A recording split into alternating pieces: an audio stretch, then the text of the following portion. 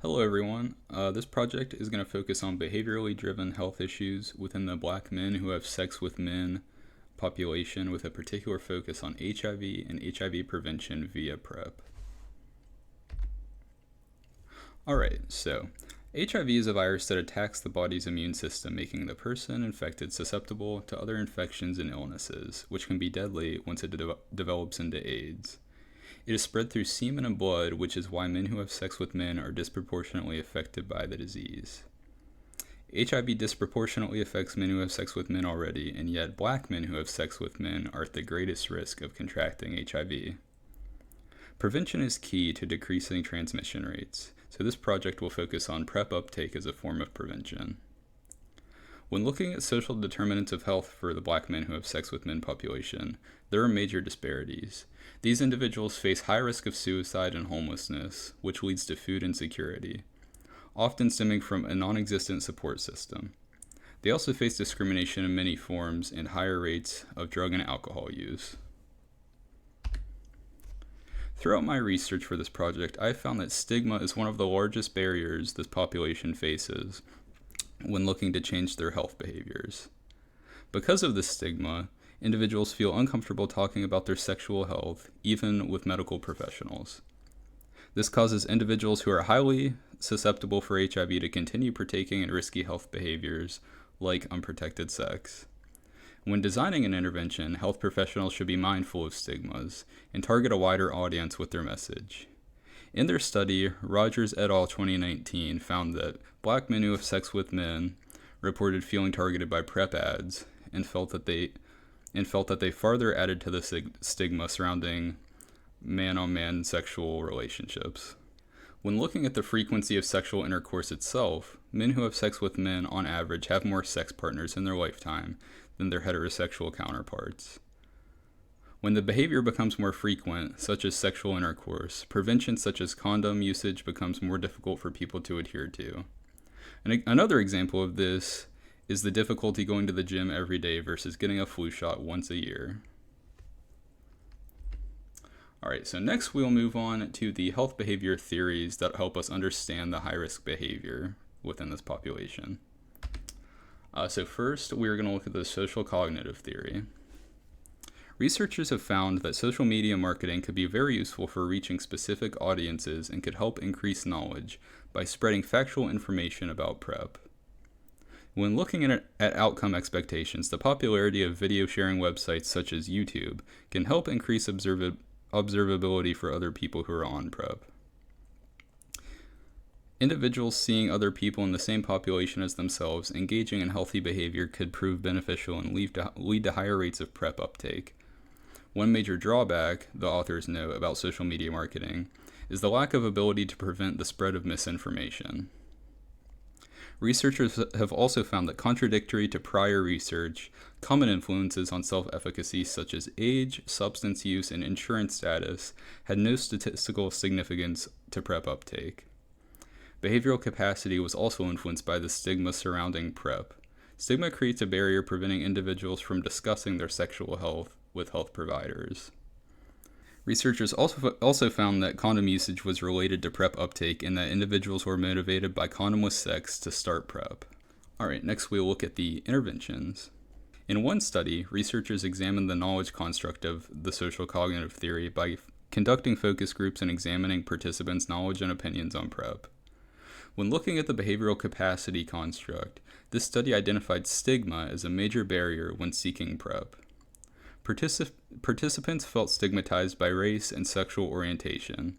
They also felt that targeted ads added to the stigma. The authors mention, to alleviate this feeling of stigma, health professionals should make broader advertisements. They were also discouraged by a perceived lack of knowledge about PrEP by health providers. The final study employed group-based interventions to help increase engagement and uptake of PrEP among their sample population of Black men who have sex with men. They employed the social cognitive theory by measuring participants' baseline knowledge on preventatives like PrEP. At random, participants were placed into one of two groups, full intervention or non-mentor program, and the outcomes were compared. In the paper, the authors mentioned self-efficacy stems from mastery experienced mastery experiences, vicarious or observational learning, and social persuasion, all of which can be fostered in peer-led group activities. There was a significant increase in knowledge about PrEP from mentor-based groups compared to non-mentor-based intervention groups. Alright, next we will be looking at the health belief model. Perceived threat. While it is an unpleasant emotion, invoking fear can be very effective when promoting the usage of PrEP because the shock value associated with fear also triggers a self-preservation response. Some researchers believe that using shocking HIV imagery and providing information on how it progresses into AIDS could serve as an effective means of invoking fear among at-risk populations. Yet, there is evidence that shows that when looking at the relationship between susceptibility and fear appeals can backfire among highly susceptible individuals and trigger fear control and defensive avoidance. Next, we will look at net gain. Net gain ties in very closely to perceived threat. If an individual doesn't view HIV as a risk to themselves, they aren't likely to consider PrEP to be beneficial. High-risk individuals can have low perceived severity and susceptibility if they aren't properly educated on the risks of HIV. Research also suggests that the net gain might not be significant enough to result in uptake due to perceived barriers. Likelihood of action. Research has found that when looking at perceptions regarding the severity of contracting HIV, there was a positive relationship between higher perceived severity and an increase in willingness to take PrEP. Evidence also shows that perceived susceptibility changes for individuals as they go about their lives. For example, relationships ending, safer sex, etc. Despite being given information about the protective benefits of PrEP, self-efficacy remains low among at-risk individuals, inhibiting the uptake of PrEP.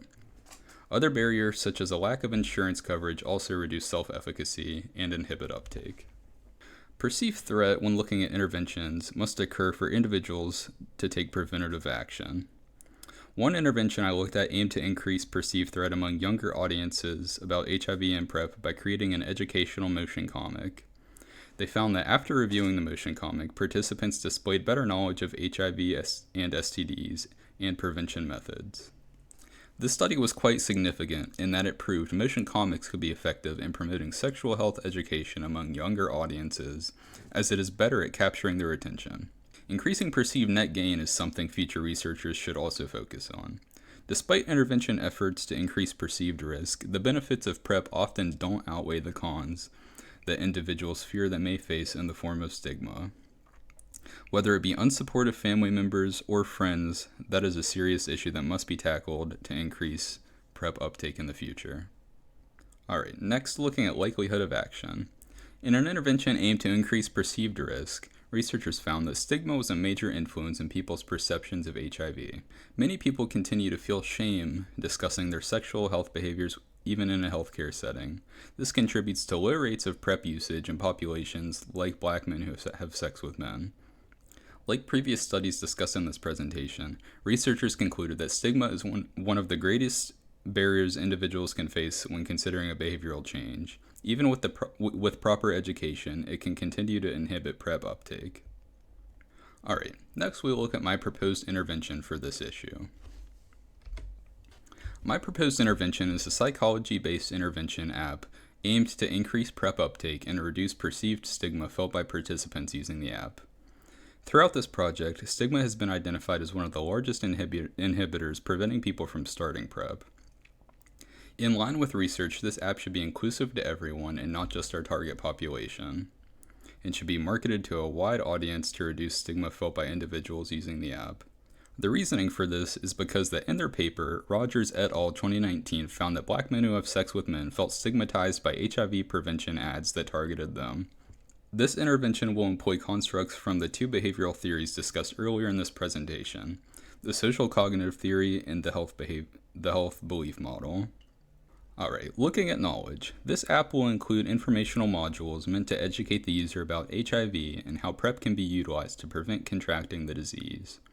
Modules should also educate users about continuing safe sex practices after starting PrEP, such as condom use. Research found a correlation between PrEP uptake and lack of condom use, signifying that condomless sex was an incentive for users to take PrEP. This app will also utilize geolocation features on smartphones and point individuals to nearby sexual health clinics for testing and to get PrEP prescriptions. Moving on to observability. A key feature of this app will be the mentor-based peer support groups led by individuals who are already on PrEP and can offer their support to users on the app. Prior research has found that support groups are more effective for promoting sexual health behaviors than leaving an individual to do it on their own. The goal of this feature is to offer support that many individuals lack in their daily lives and reduce the user's perceived stigma. This support system will be similar to those used in other peer support groups like Alcoholics Anonymous, in that mentors have similar experiences to the users and can offer advice. Another goal of this app is to boost self-efficacy.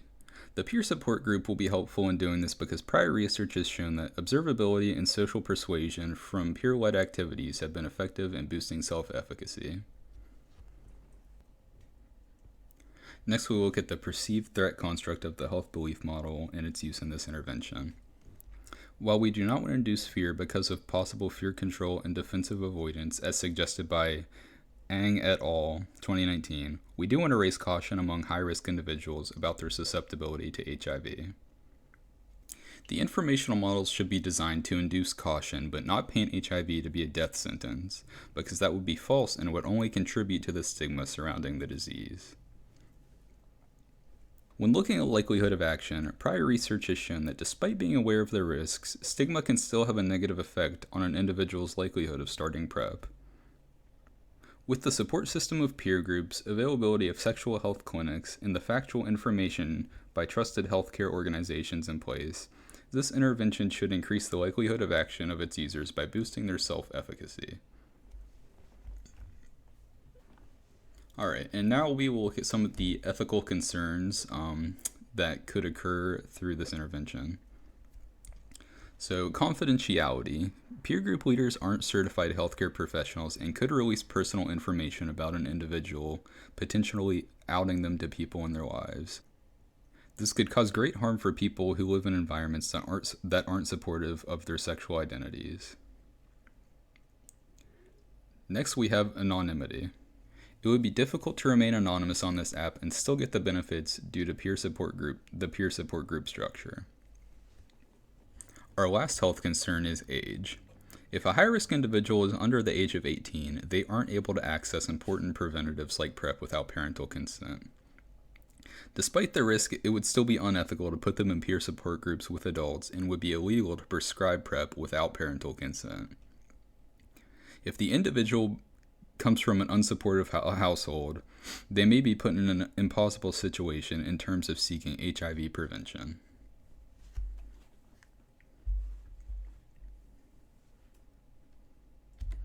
And then these are the references that I used for this presentation.